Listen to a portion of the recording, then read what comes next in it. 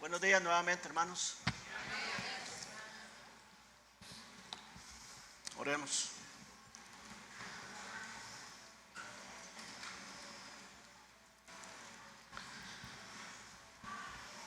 Padre, te damos gracias por este nuevo día que tú has creado, Señor. Tu palabra dice que debemos, Señor, gozarnos y alegrarnos en Él. Y, Señor, queremos agradecerte por esta oportunidad de reunirnos, de poder cantar al Rey de Reyes y Señor de Señores. Y te pedimos esta mañana que tú seas, Señor, propicio a nuestras vidas, Señor, porque necesitamos de ti. Necesitamos, Señor, que tú nos ministres. Gracias porque podemos abrir las páginas de tu palabra y poder, Señor, ver, Señor, lo que tú quieres mostrarnos esta mañana, enseñarnos esta mañana. Y para ello, Señor, rogamos sobre todo la intervención de tu Espíritu Santo, para que sea tu Espíritu Santo a través de tu santa palabra la que se exponga con poder y con libertad de lo alto, y que podamos, Señor, como pueblo que somos, ser ministrados por ti, desafiados. También, Señor, poder salir motivados y esperanzados, Señor, en que tú, Señor, eres el Dios que gobierna este mundo, pero que también gobierna las vidas de tus hijos y de tu iglesia. Así que, Padre, glorifícate esta mañana como solo tú lo puedes hacer, y que tu palabra se exponga con libertad, Señor. En el nombre de Jesús, amén y amén.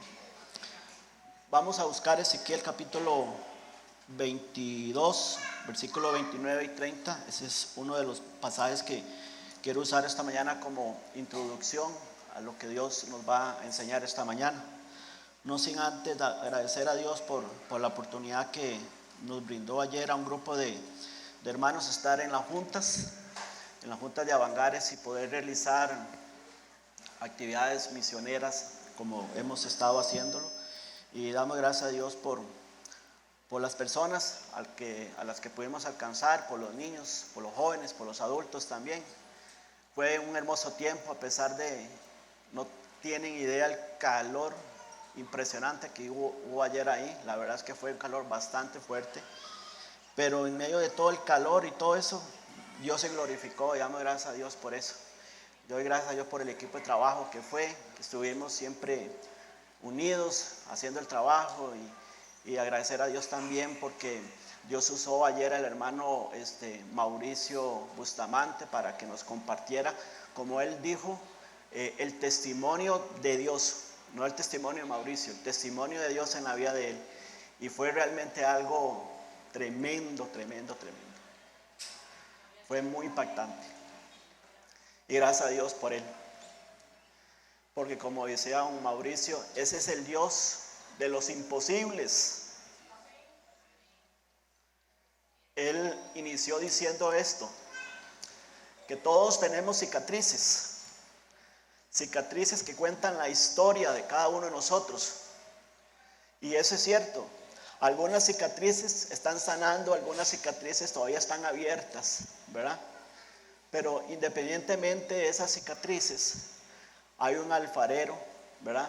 Hay un Dios que es el único que puede sanar esas heridas, el único que puede restaurar esas heridas del corazón, ¿verdad? Y damos gracias a Dios por eso, porque Dios es el que sana todo eso, ¿verdad? Y cuando él decía eso, yo decía, cierto, todos tenemos cicatrices. ¿Y qué de las cicatrices de nuestro Salvador? La historia, las cicatrices del Señor Jesús cuentan la historia de un redentor que por gracia y por amor a nosotros vino a este mundo decidido a ser maltratado, a ser humillado, a ser crucificado, a ser flagelado, a ser clavado en una cruz, siendo totalmente inocente, por amor a usted y a mí. Y cómo no esas cicatrices entonces que hoy de alguna manera nosotros nos apropiamos para poder ser salvos, ¿verdad? La Biblia dice que Jesús en la cruz del Calvario crucificó nuestras vidas, nuestros pecados, ¿verdad? Así que damos gracias a Dios por usted, don Mauricio. De veras, que Dios te siga usando grandemente.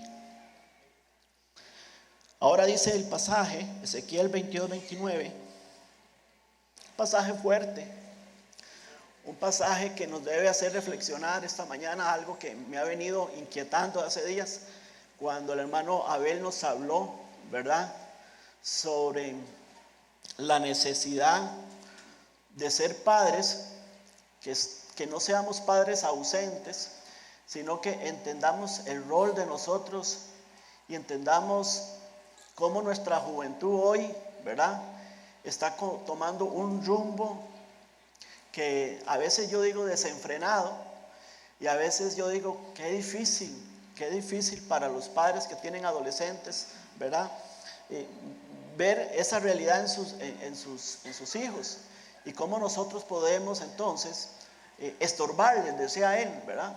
Los padres siempre tenemos que estorbarles. No somos la solución de ellos, pero sí podemos estorbarles para que Dios se glorifique. Y de alguna manera este pasaje nos va a hablar a nosotros también, hermanos, porque vivimos tiempos muy, muy difíciles. Vivimos una sociedad que rechaza a Dios. Vivimos un mundo cada día más y más y más deprimente. Vivimos en un mundo donde en la iglesia del Señor nuestros hijos y aún los adultos están rechazando a Dios también. Han dejado de ver, como dice Hebreos capítulo 12, hemos dejado de poner la mirada en el autor y consumador de la fe. Nuestra mirada está más puesta en las cosas de este mundo y nos estamos olvidando de lo que tiene valor eterno, y es algo que hemos venido vez tras vez predicando. Nos hemos centrado en las cosas que no tienen valor eterno, y hoy eso está arrastrando a nuestros hijos. Vivimos un mundo totalmente diferente al de hace 20 años, por supuesto. Hoy papá y mamá trabajan, ¿verdad? Y por esas situaciones que la misma vida presenta, los hijos están siendo descuidados. Los hijos están siendo educados por el mundo y están siendo arrastrados por la filosofía que va en contra de la palabra de Dios. Entonces Ezequiel dice acá, o sea, el mundo de hoy no difiere mucho al que Ezequiel dice acá. Dice, el pueblo de la tierra usaba de opresión y cometía robo. Al afligido y menesteroso hacía violencia, y al extranjero oprimía sin derecho. Ese es el mundo que vivimos nosotros hoy. Ese es el mundo que nos oprime, que nos jala, ¿verdad?, que nos presiona a seguir sus pensamientos. Y dice Ezequiel, y busqué entre ellos hombre que hiciese vallado. Y yo quiero decirle que esta palabra vallado, todos lo entendemos, es una cerca. Pero es una cerca, es un muro. Es un muro, pero un muro espiritual, hermanos. El muro espiritual en las familias de hoy se están desintegrando.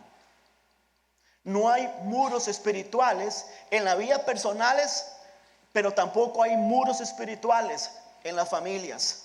Y dice, y busqué entre ellos hombre que hiciese vallado y que se pusiese en la brecha delante de mí, a favor de la tierra.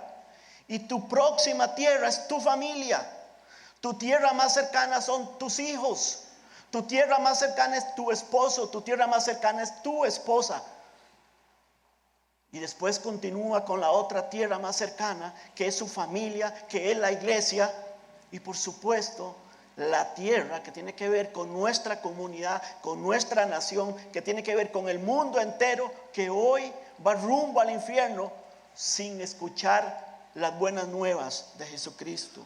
Entonces, ponerse a favor de los hijos, de la familia, de la iglesia y de un mundo que hoy se pierde. A favor de la tierra para que yo no lo destruyese y no lo hallé. ¿Sabes? Nos olvidamos que hay un juicio de Dios. Nos olvidamos que sí, Dios es un Dios de amor, es un Dios de misericordia, claro que sí. Y nos olvidamos que también es un Dios de juicio. No queremos recordar ese principio, que Dios es un Dios de juicio. No queremos recordar que nuestras malas decisiones desembocan en resultados que nos desvían de la presencia de Dios. Nos estamos olvidando de eso.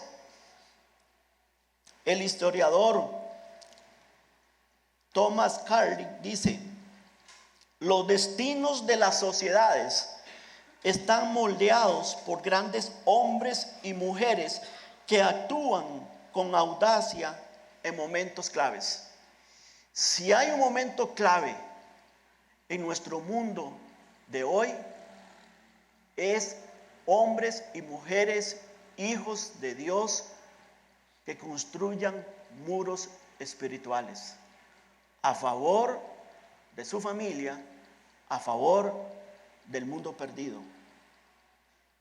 Y yo quiero que esta mañana nos veamos a nosotros mismos como ese hombre, como esa mujer que se para en la brecha y que actuemos con determinación.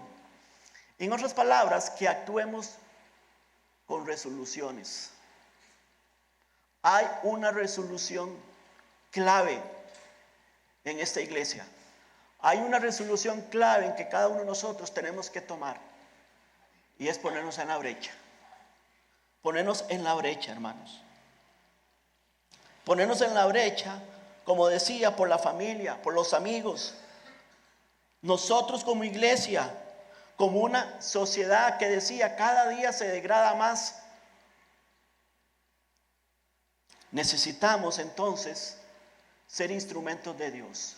Ese hombre, esa mujer que se ponga en el vallado es aquella persona que dice: Señor, aquí estoy, úsame, prepárame, soy instrumento tuyo. Todos somos instrumentos acá. ¿O acaso Dios te dio la salvación solamente para que vivas la vida y no ser un instrumento para extender el reino del Señor en su propia familia y fuera de su familia? Es que Dios nos dio la salvación y nos dio un don, y se nos ha olvidado eso. Se nos ha olvidado que Dios nos dio un don especial cuando nos dio su salvación. Y ese don no es para que lo esconda ahí debajo de la luz, como dice el libro de Mateo. No es para que lo esconda debajo de la cama. No es para que lo entierre y espere que venga el Señor y dice: Señor, aquí este es el don que me dices, téngalo. No es para eso. Ese don es el instrumento que Dios quiere usar para que usted pueda construir una vida de ejemplo para su familia, una vida también de testimonio para los demás.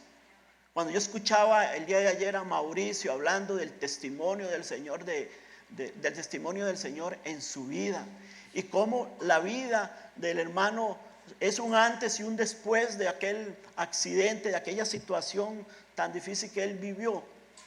Eso es lo que el Señor hace, un antes y un después. El antes de la salvación éramos hombres perdidos en nuestros delitos y pecados. Y la historia nuestra después de ese encuentro con Jesucristo es una vida cambiada, es una vida transformada, es una salvación que alcanza, hermanos, que puede alcanzar a otros como testimonio de nuestra vida, de nuestra conducta, de nuestro deseo de agradar a Dios, de nuestra relación con Dios, de la búsqueda con el Señor. Pero hemos perdido eso. Hemos perdido eso. Ponerse en la brecha es como aquel soldado que también se pone en medio de un combate. Eso es ponerse en la brecha.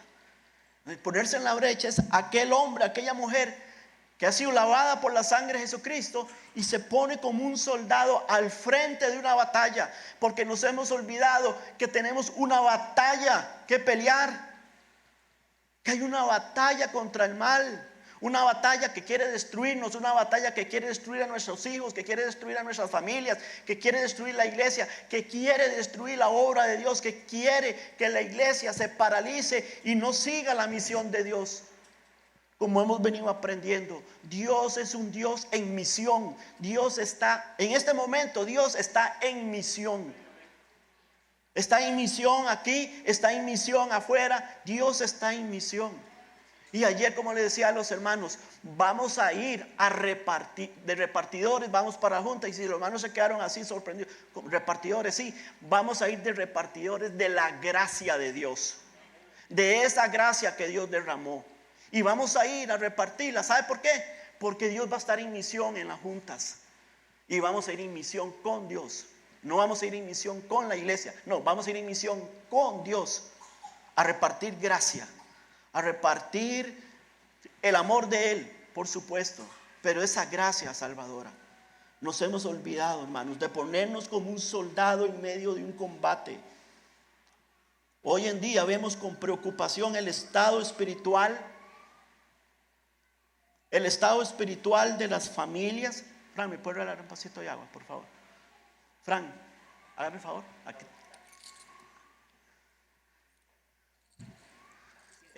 Por favor. Yo veo con preocupación, hermanos, el estado espiritual de las familias.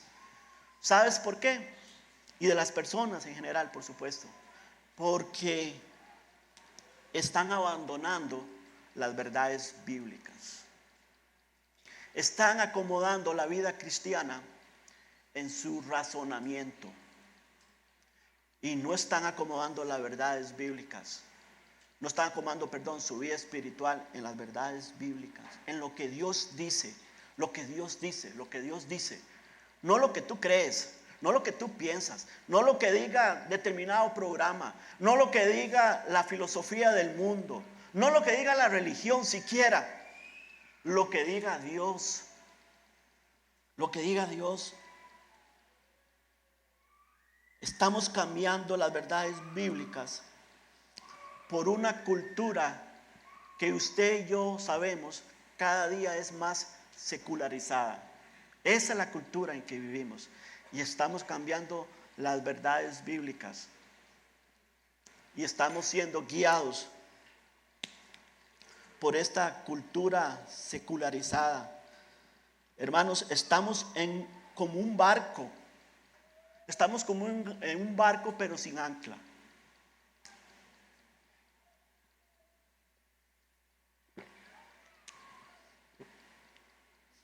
Estamos en un mar que se llama mundo. Un mundo que ese mar del mundo se llama pecado. Y sin ancla. Yo espero que Dios te esté hablando esta mañana. Yo espero que Dios nos esté hablando a todos. Estamos en un mar sin ancla. En un barco que no tiene ancla. Porque el ancla de tu vida y de mi vida es la Biblia. Acuérdate de eso. Son los principios que están acá. No los principios que tú escuchas ahí en el mundo. Son los principios que Dios ha establecido. Es el ancla, ese es el ancla. Nada nos va a llevar a buen puerto si no es dirigido por Dios. Y cuando Dios dirige, Dios usa su palabra, acuérdate de eso. Y Dios usa al Espíritu Santo, por supuesto, que nos da iluminación, que nos ilumina y, como dice la Biblia, el Espíritu Santo que nos guía a toda verdad.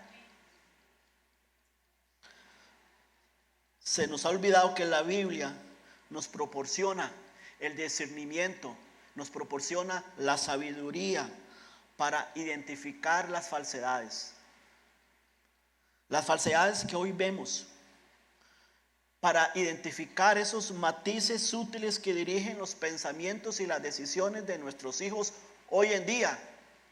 Se nos ha olvidado eso. Y saben, nos quejamos. Nos quejamos de que nuestros jóvenes están siguiendo un rumbo equivocado. Nos quejamos de eso cuando nos hemos olvidado que nosotros como padres somos los que tenemos que dar dirección a nuestros hijos. Entonces, este mensaje es un llamado al discernimiento. Es un llamado a que nos volvamos a la Biblia. Debemos volvernos a la Biblia. No podemos decir que estamos construyendo un muro espiritual en nuestra propia vida si tú no lees la Biblia, si tú no oras. Mentiras. No podemos mentir diciendo que nuestras vidas espirituales están firmes si la Biblia no es parte de ese ladrillo que usted pone para hacer un vallado en su vida. No es posible construir eso si no estamos orando. El Espíritu Santo nos da ese discernimiento de la Biblia, porque es Él que nos dice cuando usted y yo actuamos mal o no es cierto. No es cierto que los hijos de Dios entendemos que no significa que no somos pecadores, seguimos siendo pecados, pero tenemos la ventaja de que el Espíritu Santo nos redarguye de pecado. Y eso es como el semáforo que tenemos nosotros espiritual. La pregunta es, ¿estás sintiendo ese semáforo en tu vida o ya ha sido una vida espiritualmente, como diría el libro de Romanos, cauterizada? Ya el Espíritu Santo no te pone la alarma de que estás tomando un camino equivocado. Y si no es así, algo está mal. Tienes que regresar al Dios de la sabiduría. Hay que regresar al Dios que tiene un gran propósito para usted. Hay que regresar al Dios que desea y tiene buenos pensamientos de bien para su vida. Él sí tiene pensamientos de bien. Tus amigos no tienen pensamientos de bien.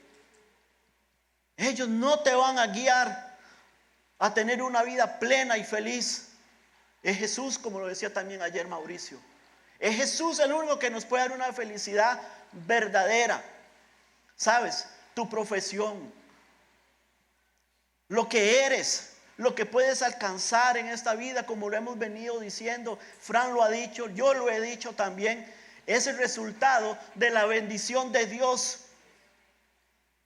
Y tú puedes decir hoy, bueno, es que soy muy capaz o muy inteligente. Sí, pero ¿quién te dio la inteligencia? ¿Quién te dio la oportunidad de poder alcanzar esos estudios? ¿Quién te dio la oportunidad de poder tener esa capacidad para poder desarrollar el trabajo que tiene y las habilidades que tiene? Es Dios. Dios usando personas, Dios usando sus padres para poder facilitarle a usted el poder ser lo que eres. Pero no te olvides de Dios, como dice el libro de Eclesiastés.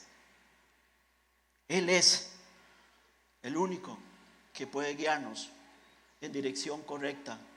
El mundo y el maligno nos va a hacer mal, pero si miramos a Jesús, nuestras perspectivas serán muy diferentes. Apelo a la inteligencia de cada uno de ustedes. Apelo a la revelación del Espíritu Santo esta mañana en su vida, para que reaccione, para que entienda. El mundo se acaba, los años pasan rápido, pero el que hace la voluntad de Dios permanece para siempre. Ezequías reinó en un periodo muy difícil de Israel, y lo que hizo este hombre fue precisamente pararse en la brecha. Y debido a la fe de este hombre, a una fe, como hemos dicho, a una fe obediente. No podemos decir que somos hombres y mujeres de fe si no estamos obedeciendo a Dios. Como decíamos, la fe es el resultado de la obediencia. La fe se alimenta de la obediencia. Y este hombre fue un hombre que se puso en la brecha de una forma radical, obedeciendo los preceptos de Dios. Y cuando este hombre se puso ahí de frente, en la brecha, su pueblo fue preservado de la destrucción. La audacia de Ezequías nos enseña entonces la necesidad de nosotros de cambiar el curso de nuestra propia vida y el de nuestra familia, el curso de muchas personas alrededor, si somos esos puentes en los cuales podemos conectar con el poder de Dios. Si conectamos con ese poder de Dios, vamos a construir esos muros a favor nuestro y a favor de la familia también. Según de Crónicas, capítulo 28, por favor.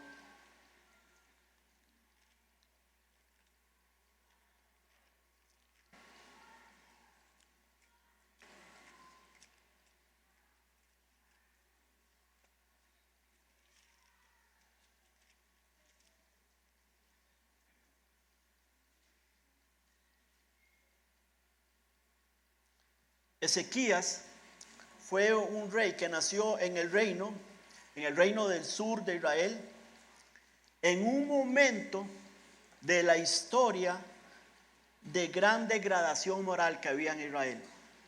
En ese contexto nació este hombre. Acaz, que era su padre, había sido uno de los peores y más impíos reyes de todos los tiempos de Israel. Imagínense. Así es como el autor entonces de Crónicas resume el reinado de Acaz. Versículo 22 dice, hablando de Ezequías: en su tiempo de angustia, el rey de Acaz se volvió aún más infiel al Señor. Dios le había enviado algunos problemas leves para traerlo de vuelta, pero el versículo 23 dice: ofreció sacrificios a los dioses de Damasco que lo habían derrotado, porque pensó: ya que los dioses de los reyes de Aram los han ayudado, les sacrificaré para que me ayuden. En otras palabras, lo que este hombre acá se está diciendo: si no puede vencerles a ellos, únete a ellos. Y no es cierto lo que vivimos hoy en día. Nuestros jóvenes ahí en los colegios, que no pueden sostener las verdades bíblicas, la fe cristiana, prefieren unirse a ellos. Pero sabes, eso provocó una caída de todo Israel. Eso va a provocar una caída tarde o temprano en nosotros, si nosotros realmente seguimos la corriente de este mundo, de un mundo idólatra. El versículo 26 dice que Ezequías, su hijo, le sucedió como rey. Y en el versículo 1 del capítulo 29, Ezequías tenía solamente 24 años cuando se convirtió en rey. Era un joven, dice, e hizo lo que era recto a los ojos del Señor. Crónicas 28, 22, 29. Regresemos atrás.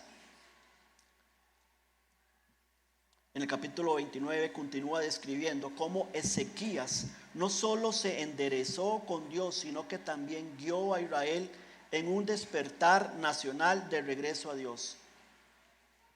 Hermanos, si queremos realmente volver nuestra mirada al Señor, si queremos volvernos a los principios de Dios, si queremos realmente entender que Dios está cada día buscándonos, porque quiere enderezar nuestro camino.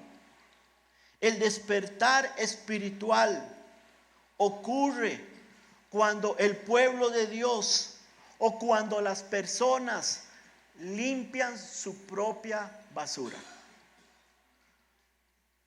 Todos tenemos algo que limpiar en nuestra vida, sin excepción. 29:3-5 dice: en el primer año de su reinado, en el mes primero, abrió las puertas de la casa de Jehová y las reparó.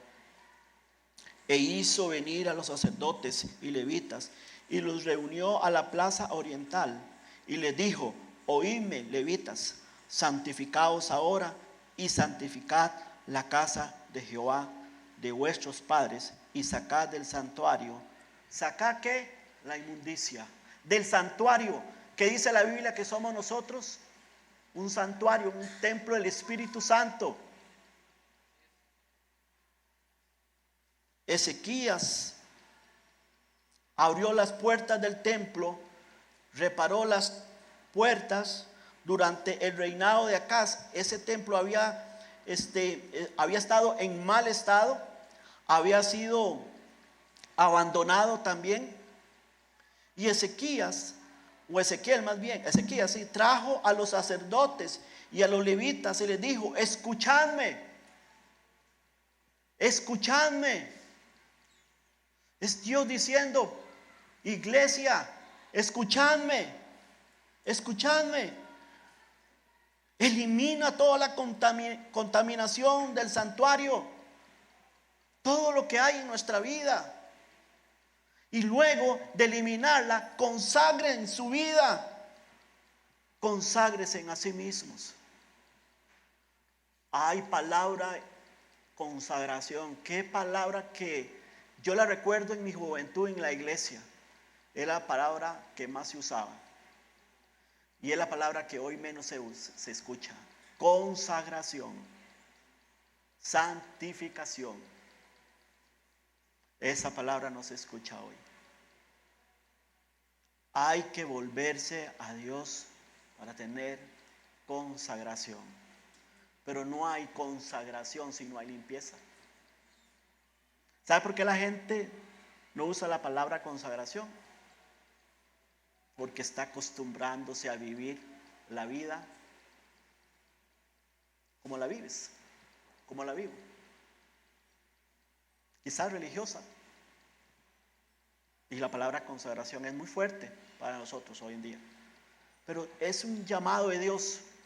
Es un llamado de Dios, hermanos, a eliminar toda la contaminación. Y Ezequías comenzó ese avivamiento. Y a veces decimos: Señor, danos un avivamiento como iglesia, como familia. Pero ese avivamiento consigo mismo que tuvo Ezequías fue resultado de un deseo de consagrar su vida a Dios, de limpiar su vida. Él envía a los sacerdotes.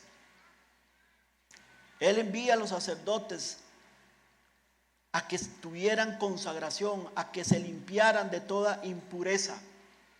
Sacerdotes. Y yo veo aquí un montón de sacerdotes. Pueblo escogido de Dios. Sacerdocio santo. Y Él los envía a que se consagren y que hagan de la casa de Dios un lugar de adoración.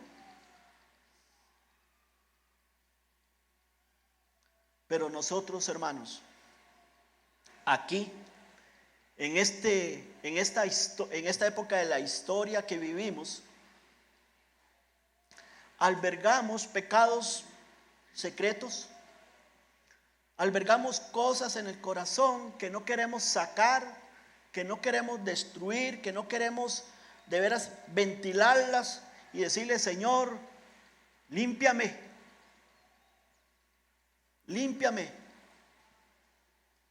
En esta historia de la vida nos preferimos tener una relación alejada de Dios. Y cuando tenemos una situación en particular, volvemos a ver a Dios. Y Dios en su misericordia nos ayuda, pero una vez que resuelve nuestra situación, volvemos a seguir nuestro rumbo. Y vivimos la vida así, acostumbrándonos a eso. A que cuando haya problemas, volvemos la mirada a Dios. Hermano, ore por mí, ore por esto, ore por lo otro. Y Dios resuelve y la vida continúa igual. Sabes, el pecado extingue la presencia del Espíritu Santo. Nos hemos olvidado de esa verdad. Nos hemos olvidado que el pecado contrista al Espíritu Santo de Dios que vive en nosotros.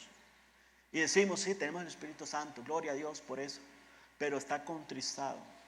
No puede actuar, no puede gobernar, no puede dirigir, porque usted lo tiene ahí arrinconado, aplastado, con sus malas decisiones, con su falta de deseo de tener arrepentimiento y de volverse a Dios, porque prefiere vivir la vida como la está llevando, ¿sabes? Confiando en que si tiene un problema, busca a Dios y Dios resuelve y sigo la vida. Y sabes, nos engañamos a nosotros mismos y mientras pasa todo eso, nuestros hijos que nos ven, que nos miran, que buscamos soluciones solamente en nosotros mismos, y como lo dije yo un día de estos, si usted busca soluciones humanas, solamente soluciones humanas vas a obtener, no soluciones de Dios. Entonces, el despertar de Dios en una iglesia, en una familia, siempre comienza, hermanos, con empezar a limpiar la vida. Y eso significa confesión, arrepentimiento y disposición a decir, Señor, estoy dispuesto a que tú me guíes y me ayudes a poder separarme de esto. Dios lo hace. Dios lo hace. Siempre usamos este pasaje. Siempre usamos este pasaje, 2 Corintios 5, 17. Y lo leo, ayer estaba leyéndolo. Y Dios dice que el que está en Cristo, nueva criatura es. Las cosas viejas pasaron aquí, todas son hechas nuevas. Decimos eso y decimos eso como qué lindo, Dios quitó mi vida. Sí, Dios perdonó tu pecado. Y Él quiere, en otras palabras, hacer una nueva criatura, hacer una nueva persona, una restauración en su vida. Eso es lo que Dios desea. Pero sabes, a veces estamos en ese curso de la vida donde Dios está restaurando, Dios está haciendo, y nosotros tomamos decisiones que nos volvemos atrás, nos volvemos a nuestros rudimientos, como dice el apóstol Pablo, a nuestro estilo de vida pasada, y decimos, Dios hace las cosas nuevas. No, Dios no hace las cosas nuevas si usted no le permite que Él haga las cosas nuevas. Así de sencillo. Dios hace las nuevas cosas en tu vida y en mi vida cuando estamos dispuestos y cuando decimos, Señor, aquí estoy. Haz las cosas nuevas en mi vida. Todos los días necesitamos que Dios haga cosas nuevas en nuestra vida. Hay épocas que todavía más las necesitamos, usted las conoce. Pero Ezequías lo que está haciendo es un despertar, un llamado al discernimiento, al que el pueblo de Dios limpie su pecado. Y lo siguiente que él hace es un despertar, o ese despertar a una vida espiritual realmente que agrade a Dios. También es una vida que debe centrar a las personas, por un lado, a limpiar su pecado, y por otro lado, volverse a las Escrituras.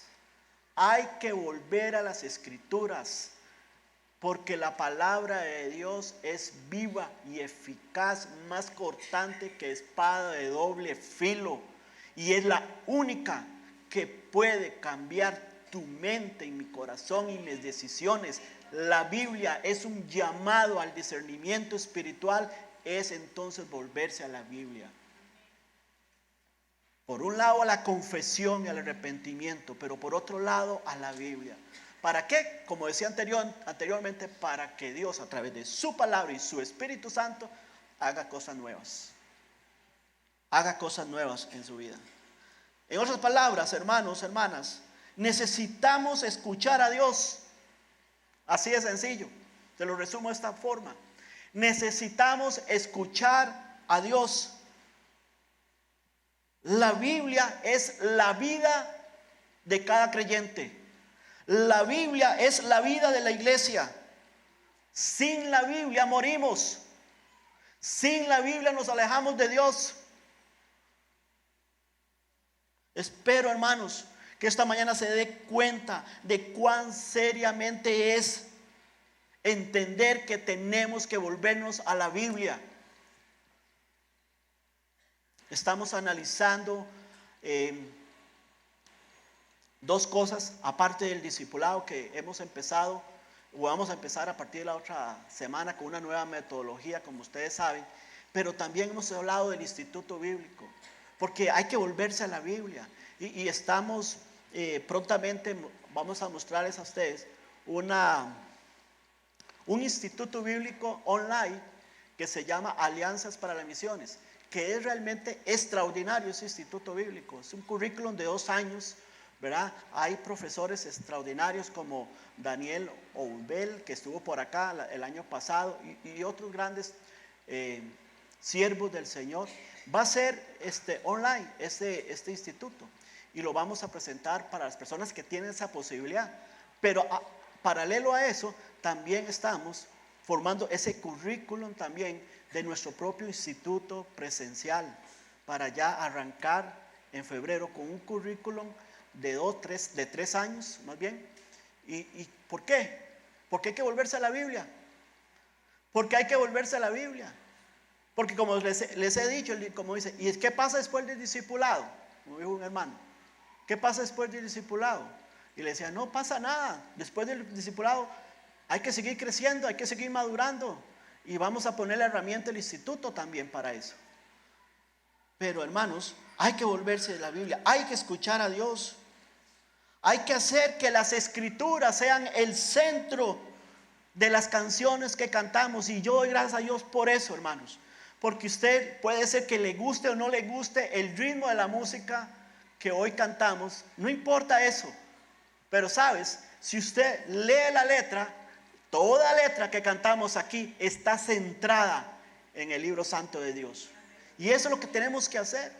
Que la Biblia se escuche, que escuchemos la Biblia, pero que cantemos la Biblia. Y usted debe entonces adorar a Dios, porque lo que usted lee ahí es lo que enseña la palabra de Dios, es lo que dice la Biblia. Debemos cantar canciones que adoren a Dios y que ministren también nuestro corazón, que nos preparen a nosotros, que nos animen, que nos motiven. Y eso es uno de los retos y de desafíos más grandes que tenemos como iglesia, y estamos siempre cuidadosamente buscando canciones y letras, por supuesto, que van en esa orientación, en que sean cristocéntricas y que sean, ahora yo diría, bíblicamente céntricas también, porque ese es el punto. Si es bíblicamente céntrica, es cristocéntrica. Es la escritura, hermanos. La escritura es la vida de la iglesia. Quitamos la centralidad de las escrituras y nos morimos. Quitamos la centralidad de las escrituras de tu vida, de tu matrimonio, de tu familia, de tu trabajo, y sabes, vas a morir también. Te vas a alejar más de Dios. Así que aférrate a las escrituras. Sondea la profundidad que hay en la escritura, en la palabra de Dios. Satúrate de las palabras de Dios, para que todo lo que sale de tu mente y de tus acciones y también de tu corazón sean decisiones sabias dirigidas por Dios. Necesitamos eso, hermanos. Yo lo digo, hermanos, porque uno percibe, yo percibo el estado espiritual uno sabe que la Biblia ha dejado de ser el centro de las vidas de la mayoría de los cristianos hoy. No solamente de esta iglesia, sino de la iglesia general de Cristo. La Biblia es parte esencial en nuestro diario andar. Nos motivamos más con las famositas tarjetas de motivación y creemos que eso es suficiente. No, motívate por lo que la Biblia dice, lo que Dios te dice, no lo que otro te dice, no lo que una tarjeta te dice. Motívate, anímate por lo que la Biblia dice, tenga contacto con la palabra de Dios. Entienda, hermanos, esto es un tema crucial de vida o muerte. Porque se trata de construir muros espirituales. Los muros espirituales no los podemos construir con motivaciones de otros. Tenemos que construirlas con motivaciones que vienen del cielo, del cielo, del cielo, del cielo.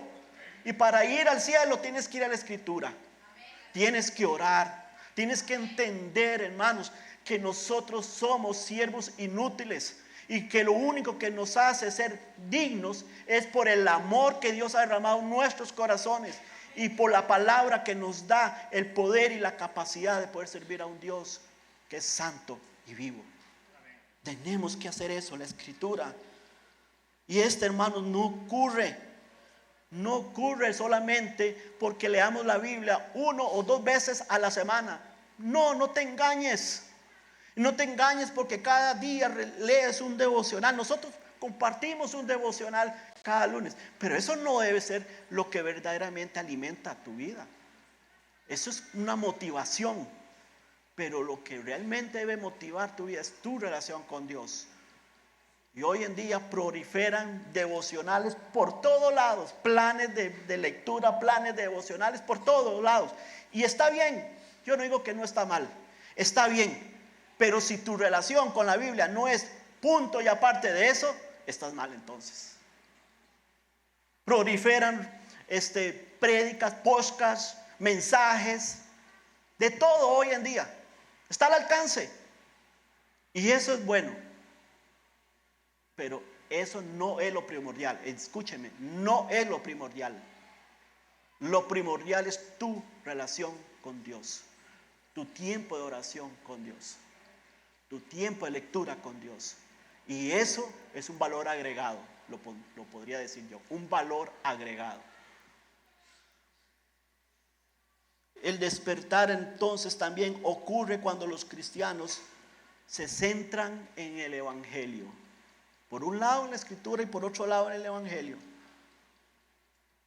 Cuando Ezequías llegó al poder, dice que el pueblo había descuidado toda la ceremonia religiosa que ellos debían hacer.